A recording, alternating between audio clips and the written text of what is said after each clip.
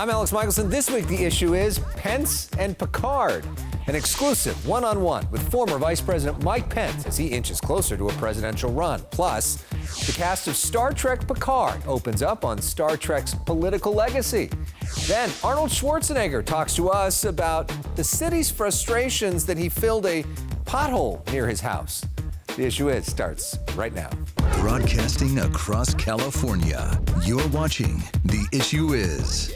And welcome to The Issue Is. I'm Alex Michelson. Former Vice President Mike Pence is potentially interested in becoming future President Mike Pence. This week, we caught up with him in Orange County. We are delighted to be here. I feel like I've been in this room before. Former Vice President Mike Pence inside a replica of the White House East Room in Yorba Linda. I'm Vice President Pence. Nice to be with you. Pence meeting school kids during a tour of the Nixon Library. Energy, the focus of a conference here. During his tour, Pence checking out Nixon's Oval Office. Nice to meet you. Nice to meet you. And sitting down for an exclusive one-on-one interview with us. We are joined by the former Vice President of the United States, Mike Pence, author of So Help Me God. Congratulations on the book and welcome to The Issue Is. Thank you, Alex. Thanks for having me on The Issue Is, and it's great to be back in California. Yeah, and so you're here in California at the Nixon Library. We see a lot of Nixon all around us right now. And of course, Nixon, the creator of the EPA back in the 1970s. Right. Energy is what this conference is that you're talking about today. Here in California, the governor has put in place rules to have no gas-powered cars sold in 2035 and on. The Energy Secretary, Jennifer Granholm, who I talked to, said that could potentially be a model for the whole nation. What do you make of that?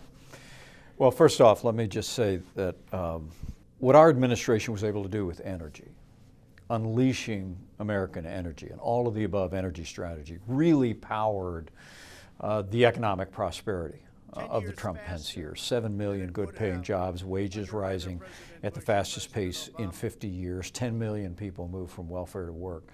And the war on energy that's been waged by the Biden administration and by governors around the country, including Governor Newsom, has put a tremendous hardship on American families. Gasoline prices, while there's been some relief, been through the roof for the last 2 years. That's eaten into family budgets, and I truly do believe, as we'll discuss today here at the Nixon Library, that to revive our economy, we've got to unleash American energy as we did during the Trump-Pence years, and we've got to move away from these government mandates that actually I think will only serve to increase the cost on Americans, whether it be in purchasing cars or gasoline. And at the end of the day, when you think about where most electric batteries are manufactured, these mandates by the Biden administration, and even here in California, about driving Americans toward electric vehicles actually will most benefit China, where most of the batteries for electric cars are manufactured today. So what I believe in is the free market. What I believe is that this nation has been blessed with vast natural resources. We achieved energy independence during the Trump-Pence administration, became a net exporter of energy for the first time in 75 years, and that's the approach we ought to take. Let the market work, let electric vehicles develop, let alternative sources of energy develop. But we ought to have an all-of-the-above strategy. That's what's in the best interest of American families. But not concerned about climate change? Well, look, I think the issue of climate change is always a question of balance and who pays. And I think the American people want to follow the science on that issue. We want to make sure that any limitations we place on our economy are also embraced by other countries around the world. But at the end of the day, look, we have the cleanest air, water, and land of any nation on earth. And I think that's a result of a nation that was built on the principles of freedom, of private property, of the rule of law and contract, and that's how we'll achieve a boundless future for America and a clean environment at the same time. Another big issue is abortion rights. You have been one of the great champions in this entire country when it comes to the pro-life movement because of your administration and the justices that you appointed. Roe v. Wade was overturned. That again is an issue now. Do you think that mifepristone and some of these pills that result in abortions should be illegal around the country? Well, Alex, I'm pro-life. I don't apologize for it. I couldn't be more proud to have been a part of the administration that appointed 3 of the justices that sent Roe versus Wade to the ash heap of history and returned the question of abortion to the states and the American people. And I think now we are engaged in a great national debate, not only in Washington, D.C., but all across the country on the subject of the sanctity of life. And I appreciate you acknowledging our role in that. Whatever the future holds for my family, we'll continue to be a voice for the unborn. But also, I want to be a voice of compassion for people that are facing crisis pregnancies. I think it's important as states move pro-life legislation that we're also seeing additional resources for women, not only during pregnancy, but after they bring that child into the world. I want to see adoption reform in the country. I believe there's a whole range of solutions that will bring greater compassion and greater outcomes for life. With regard to the question of mifepristone, the Supreme Court's considering that issue this week. And the reality is that 20 years ago, the FDA exceeded its authority in approving the abortion pill. They actually used statutes that were designed for the emergency approvals. They didn't go through the ordinary processes, and women have paid the price over the last 20 years. I think of 2003, a young woman named Holly Patterson lost her life after taking mifepristone. Her parents didn't even know she was pregnant. She ended up being taken to the hospital. She had become septic. She died. And there's documented cases of hundreds and hundreds of women who've been injured by this pill. And my hope is that the Supreme Court today will rein in the FDA, require the FDA to live under the laws of our country. And at the end of the day, I fully support efforts to take the abortion pill off the market. I think I'm pro-life, but I also believe that it's caused great harm for women around the country. You're obviously considering whether to run for president or not. You say that you're praying on it. I'm curious, if you do, what do you see as your lane for success? Because obviously some of the folks who like President Trump are frustrated at you over January 6th. President Trump is frustrated at you over January 6th. Some of the folks who don't like President Trump are frustrated that you've supported him as much on pretty much everything else. What's the lane for success? Well, I think that'd be for others to say if we choose to run. And Alex, I don't have anything to announce today. You don't? I will tell you. Come on, give me something. Yeah. I'll tell you, even here in California, we've been getting an awful lot of encouragement around the country. And I think it's twofold. Number one is I think people look at the record of the Trump-Pence administration, where we made historic investments in our national defense. We secured our border.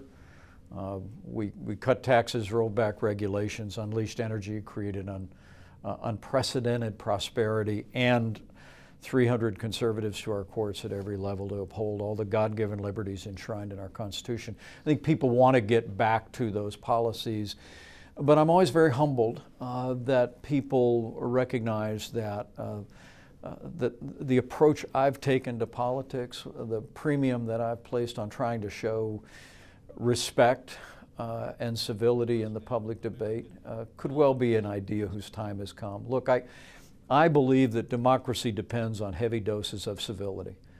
And frankly, on both sides of the aisle, we've gotten away from that in Washington, D.C. And our politics is more divided today than any time in my lifetime, but I'm not convinced the American people are as divided as our politics. And I really do believe the challenge that we face in 2024 is not just to get back to the policies that were working for the American people, but ultimately to have government as good as our people.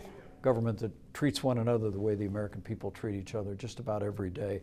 That could create the conditions where we can take on some of the large, intractable problems that we face, whether it be the crisis at the border, the rise of China, Russian aggression, or the massive debt crisis that's facing our children and grandchildren. It's going to take a style of leadership that at least has the capacity to bring people together, and I'm always humbled when people associate me with that. And in the book, you write about Ronald Reagan and George H.W. Bush, two of your heroes, who were able to do that in sort of a different era in politics, an era that you were a young man in and a part of. Lastly, just to wrap things up, so much has been said about you by people who really don't know you.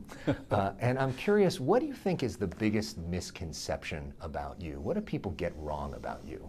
Well, you know, the American people are entitled to their own opinions, but I'm always very moved.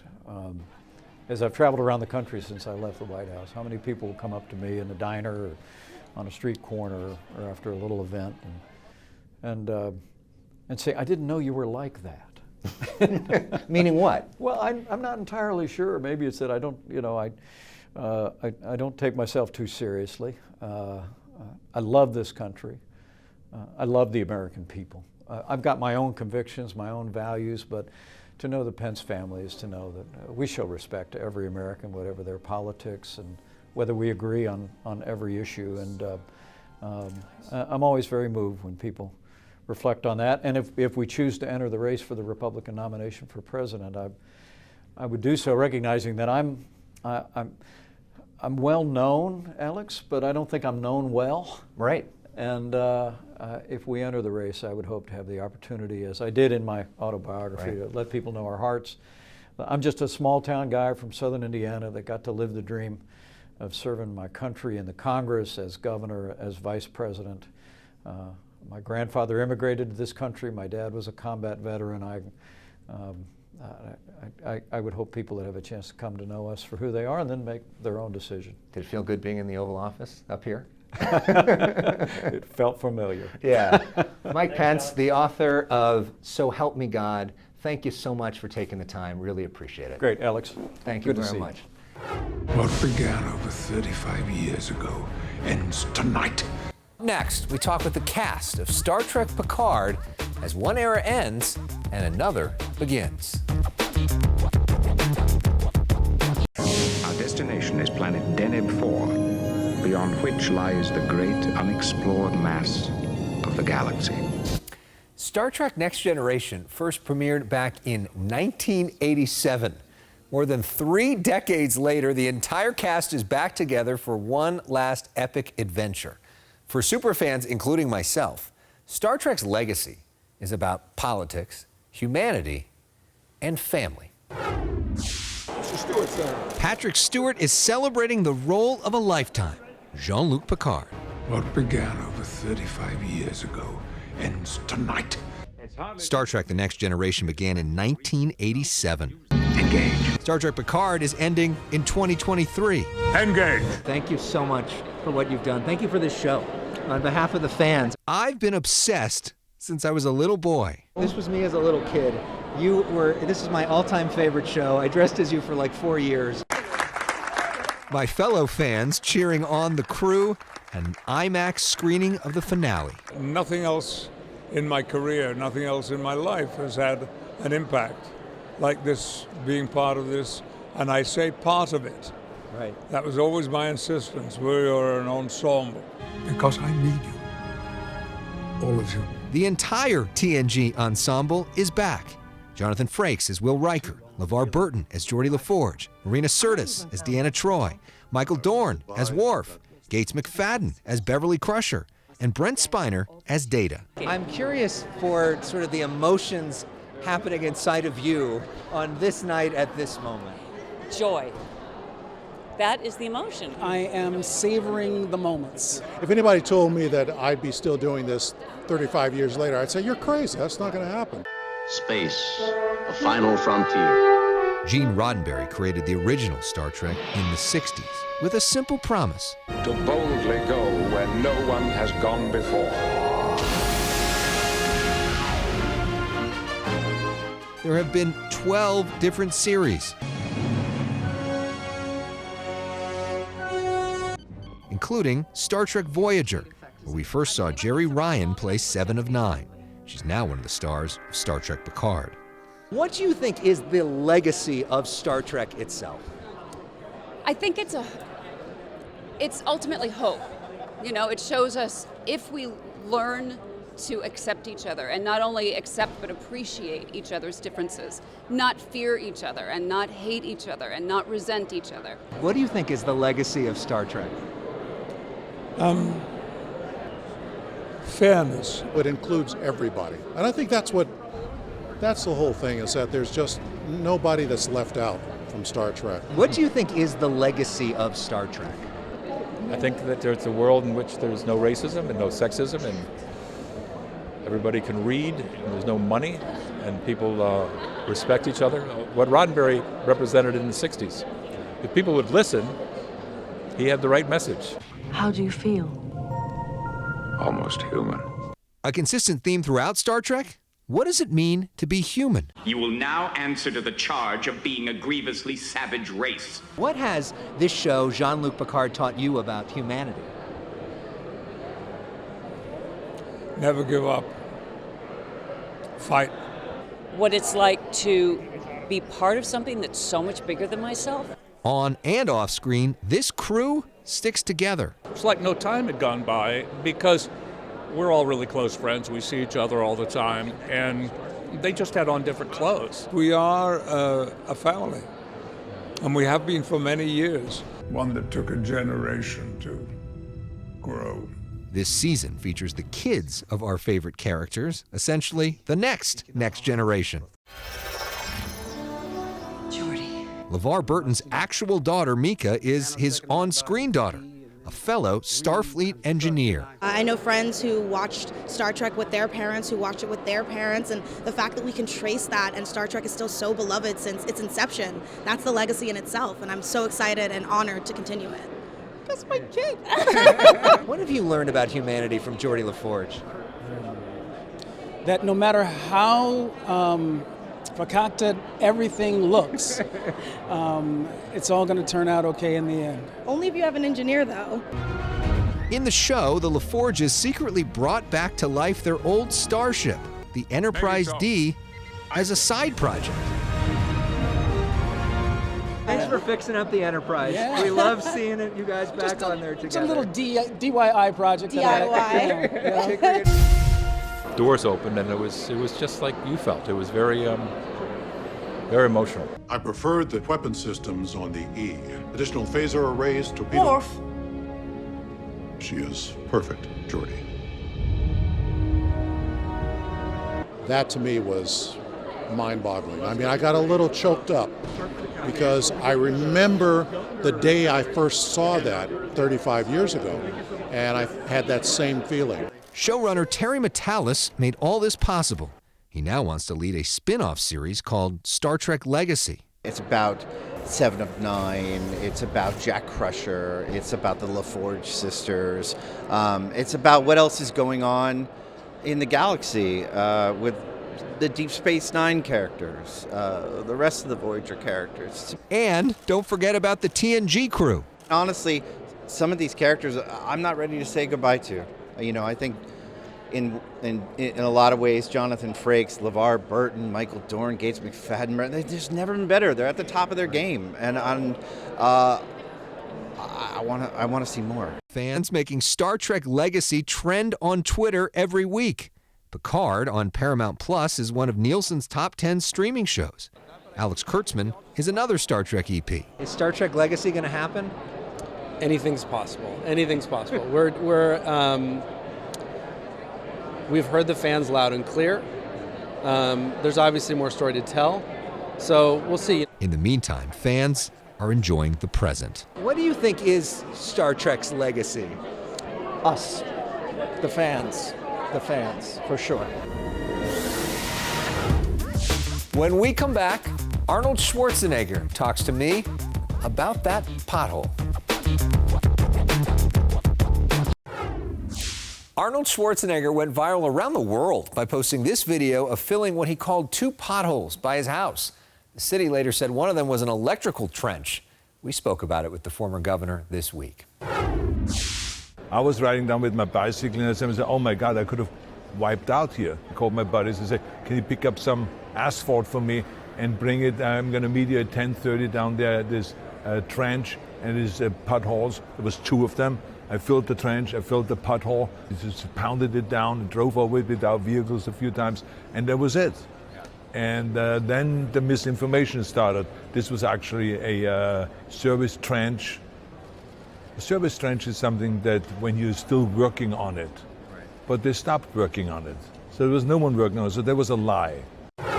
Next week on The Issue Is, an exclusive and extensive sit-down with Schwarzenegger about a variety of topics, including solar energy, his new book, his new TV show, and how he's combating anti-Semitism. Up next this week on The Issue Is, a tribute to the late LA Mayor Richard Riordan. We speak with Rick Caruso. This weekend, we're honoring Richard Riordan, who died at 92. He was the last Republican to lead the city of Los Angeles as mayor.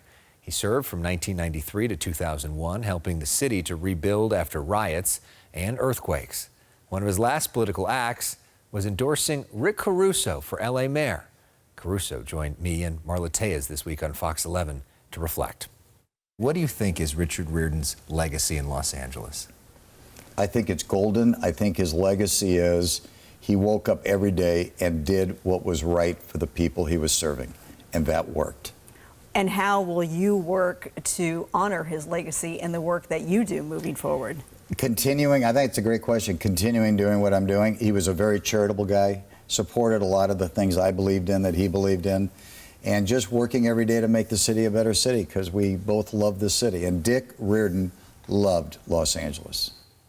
In that spirit, we are playing Randy Newman and showing you LA City Hall lit up in the colors of the LA flag in honor of Richard Riordan, as is the 6th Street Bridge. Thanks for watching. We'll see you next week for more of The Issue Is.